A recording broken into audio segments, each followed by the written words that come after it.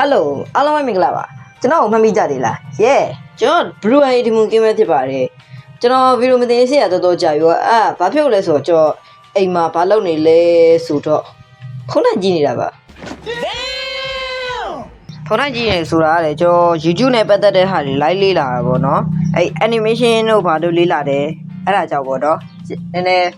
လေးလာလိုက်တယ်ဆိုတော့ကျွန်တော်ကြာနေတာပေါ့animation ဘာလေးလာတယ်ဆိုတော့ကျွန်တော်ကြောင်ကြီးပိတ် YouTube တင်မယ်လို့ပြောခဲ့တော့လေကျွန်တော်မတင်ဖြစ်ခဲ့ပါဘူးအဲ့အတွက်အားလုံးကိုတောင်းပန်ပါတယ်အခုချိန်မှာတော့ကျွန်တော် YouTube နဲ့ပတ်သက်တဲ့ဟာကြီးနည်းနည်းပါးပါးရနေပြီဆိုတော့ကျွန်တော်ဗီဒီယိုပြန်တင်ပါတော့မယ်နောက်ပြီးတော့တကြံနေရှိရနော်အဲ့တကြံနေရက်တွေမှာ4ရက်တော့4ရက်လားမသိဘူး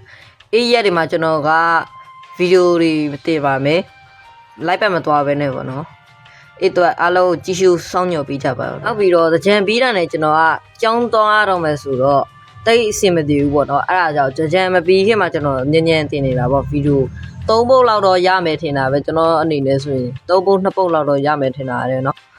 ဗီဒီယိုနောက်လာမယ့်ဗီဒီယိုမှာနောက်လာဗီဒီယိုဒီမှာတော့ quality ကောင်းကောင်းနဲ့လာပါမယ်အားလုံးပဲစောင့်မျှော်ပေးကြပါအားလုံးပဲ bye bye